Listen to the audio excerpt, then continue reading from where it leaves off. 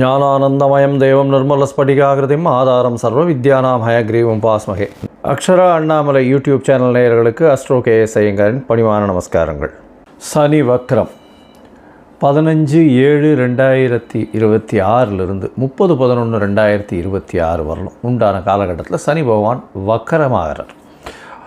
முதல்ல சனி பகவான் வக்கரம் என்றைக்கு ஆகிறார் அப்படின்னா ஆனி மாதம் 31ஆம் நாள் புதன்கிழமை சனி வக்கரமாகுது. சரி, வக்கரம்னா என்ன அப்படின்னு பார்க்கும்பொழுது, வக்கரம் அப்படின்னு சொல்லும்பொழுது அதாவது வருட கிரகங்கள்னு சொல்லக்கூடிய குரு சனி இந்த 2 கிரகங்களுக்கும் சரி, மற்றபடி சுக்கிரன் செவ்வாய் மற்றும் புதன் இந்த 3 கிரகங்களுக்கும் வக்கரகதி நிச்சயமாக உண்டு.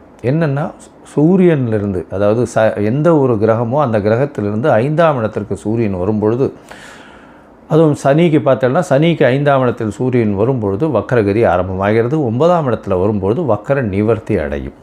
இது ஒரு முறையும் வரக்கூடியது. ஒரு தடவைக்கு 2.5 வருஷம் ஒரு சனி பகவான் ஒரு ராசியில் இருக்கார் அப்படின்னா 2 முறை வக்கர அடையக்கூடிய வாய்ப்புகள் மிகவும் அதிகம். அதாவது ஒரு வருஷத்துக்கு ஒரு தரம் அடையக்கூடிய வாய்ப்புகள் நிச்சயமாக உண்டு.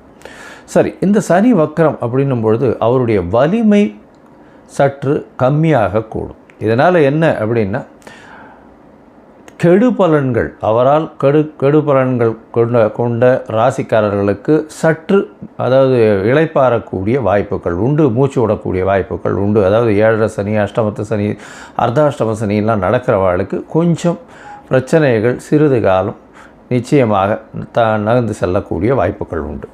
சரி, இப்போது சனி பகவான் எந்த ராசியில் இருக்காருன்னு பார்ப்போம். அதாவது மீன ராசியில் இருக்கார், உத்திரட்டாதி 3ஆம் பாதத்தில் இருக்கார். 3ஆம் பாதத்தில் வக்கரகதி அடையார் 15/7/2026.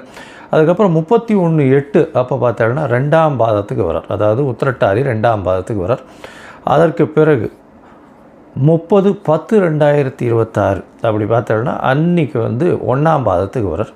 அதற்கு பிறகு 30/11/2026க்கு 1ஆம் பாதத்திலிருந்து வக்கர நிவர்த்தி அடைகிறார்.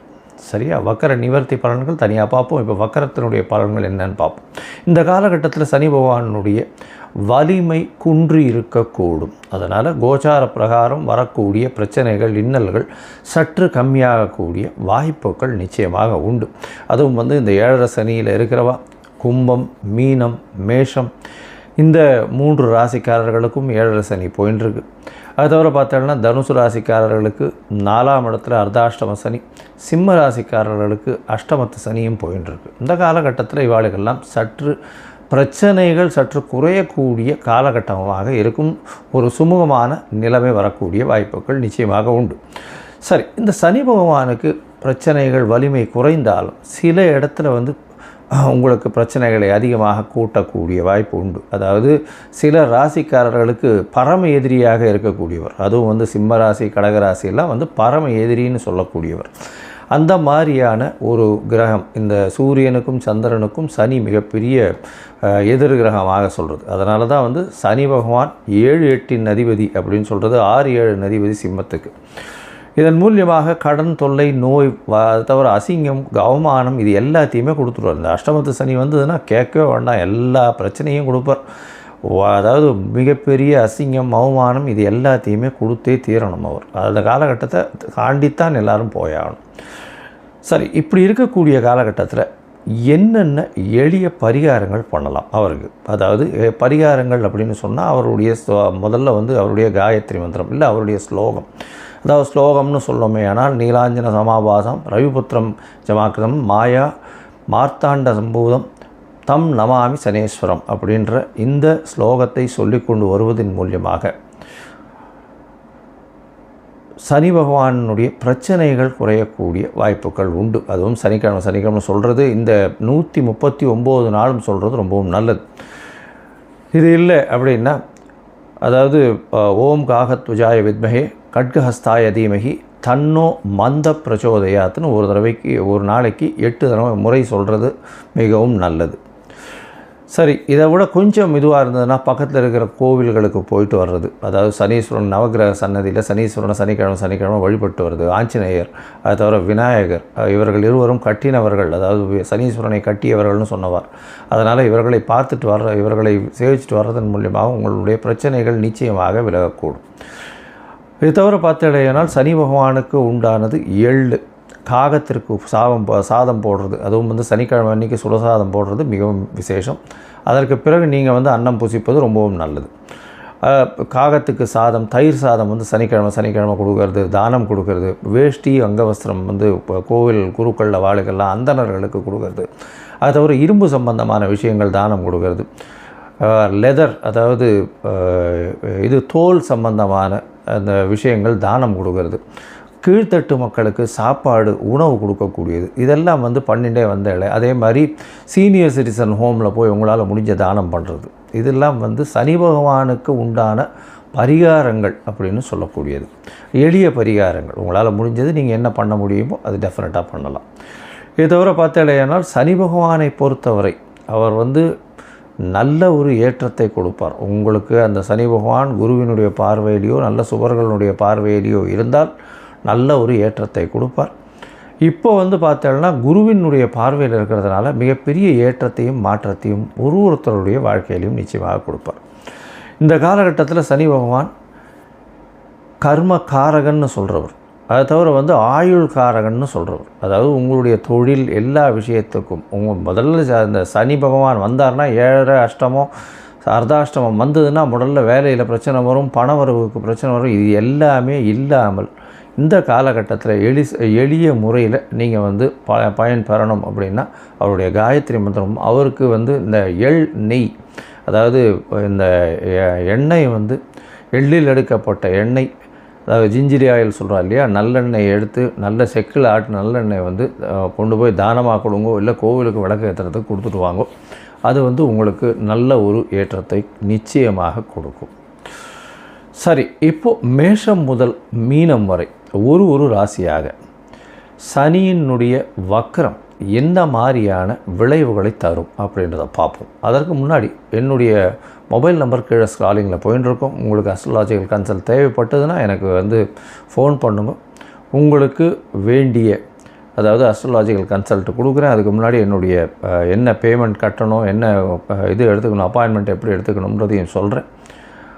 அது பேமெண்ட் கட்டிவிட்டு யூடிஆர் நம்பர் ஷேர் பண்ணிவிட்டு உங்களோட அப்பாயின்மெண்ட்டையும் எடுத்துகிட்டு அதுக்கேற்ற மாதிரி நம்ம அதை பற்றி பேசலாம். சரி, இப்போ மேஷம் முதல் மீனம் வரை சனி வக்ரம் எப்படி இருக்குதுன்னு பார்ப்போம். கடகம், புனர்பூசம், பூசம், ஆயில்யம், இந்த 3 நட்சத்திரம் 9 பாதங்களை கொண்ட ராசி. ராசியின் அதிபதி அப்படின்னு சொல்லக்கூடியவர் சந்திரன், அதிவேகமாக செல்லக்கூடியவர்.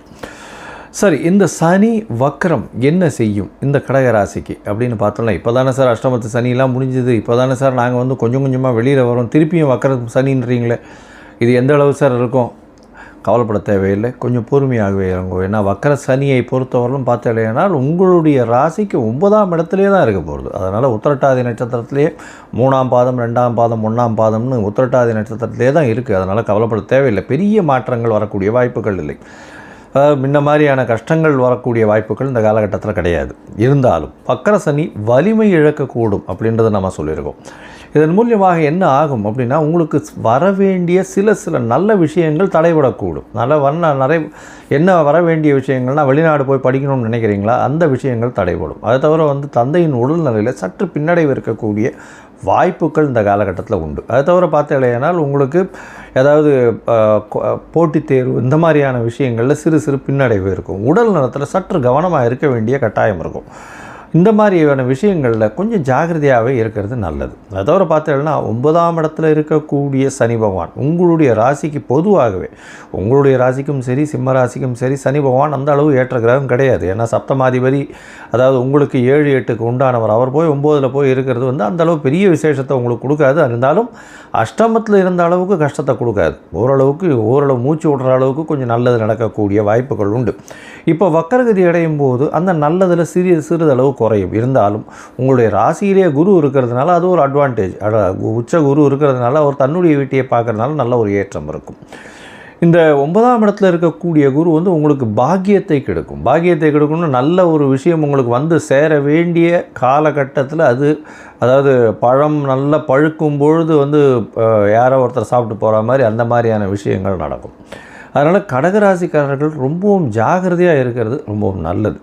எந்த ஒரு விஷயத்துக்கும் அதிகமாக ஆசைப்படாமல் இருப்பது ரொம்பவும் நல்லது. எடுத்த காரியங்களில் ரொம்பவும் கவனமாக இருக்கிறது ரொம்பவும் நல்லது. இந்த கடகராசிக்காரர்களுக்கு 9ஆம் இடத்துல இருக்கக்கூடிய சனி பகவான் 11ஆம் இடத்தை பார்க்குறார். உங்களுடைய லாபத்தை பார்க்கறதுனால சிறு சிறு தொய்வு உண்டாகும். அதாவது செய்யக்கூடிய தொழிலில் வந்து வேலையில் மாற்றங்கள் வரக்கூடிய வாய்ப்பு, தொழிலில் வந்து லாபங்கள் சற்று கம்மியாகக்கூடிய வாய்ப்பு இந்த காலகட்டத்தில் நிச்சயமாக அமையும். அதோட உங்களுடைய முயற்சிகளில் சிறு சிறு பின்னடைவு வரும். அதோட உங்களுடைய இளைய சகோதரர்களோட சிறு சிறு பிணக்கு வரக்கூடிய வாய்ப்புகள் இந்த காலகட்டத்தில் நிச்சயமாக நடக்கும். உங்களுடைய ராசிக்கு பார்த்தா, அதாவது உங்களுடைய ராசிக்கு 6ஆம் வீட்டையும் பார்க்குறார். 6ஆம் வீட்டை பார்க்குறதுனால போட்டித் தேர்வில் ரொம்ப கவனமாக இருக்கிறது ரொம்பவுமே நல்லது. அதை தவிர வந்து புதுசாக கடன் வாங்காதீங்க. கடன் ஏற்கனவே இருக்கிற கடனை அடைச்சா போகிறன்ற நிலைமையில் இருப்பீங்க. இருந்தாலும் இந்த காலகட்டத்தில் கடனை வந்து வாங்காதீங்க. அந்த கடனை வாங்கி இந்த கடனை கொடுத்து இந்த கடனால் அந்த கடனை முடித்து இப்படி மாற்றி மாற்றி பேசிகிட்டே இருக்கலாமே தவிர கடன் ஏறிடும். அதனால் கடன் வாங்காதீங்க, பொறுமையாக இருங்க. இரும்பு சம்மந்தப்பட்ட வியாபாரம் பண்ணுறவங்களாம் ரொம்ப ஜாகிரதையாக இருக்கணும். தண்ணீர் சம்மந்தப்பட்ட வியாபாரங்கள் அதிக முதலீடு போடாதீங்க, கொஞ்சம் பொறுமையாக இருங்க.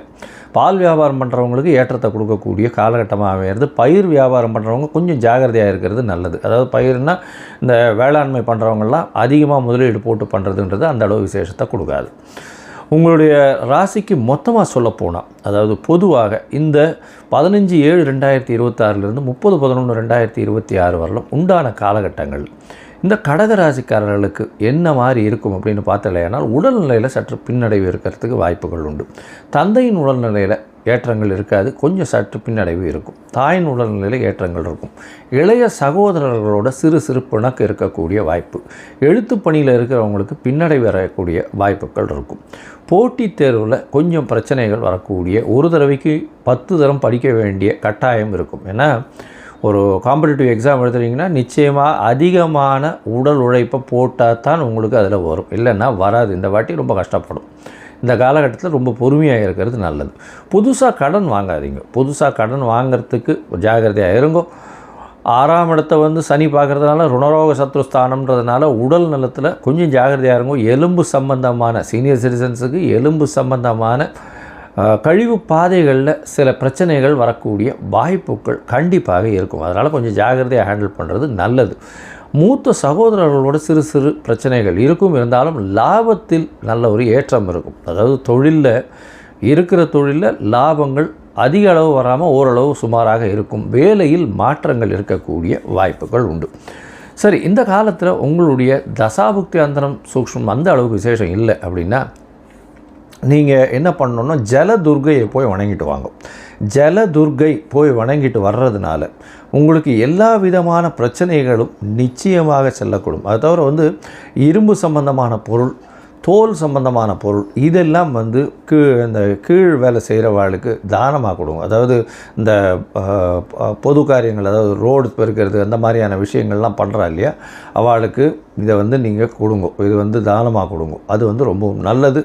கோவிலில் வந்து வேஷ்டி உத்திரியம் இதெல்லாம் வந்து கோவிலில் கொடுத்துட்டு வாங்கும். உங்களுக்கு வரக்கூடிய எந்த ஒரு பிரச்சனையாக இருந்தாலும் நிச்சயமாக தவிடுபடியாகக்கூடிய வாய்ப்புகள் உண்டு.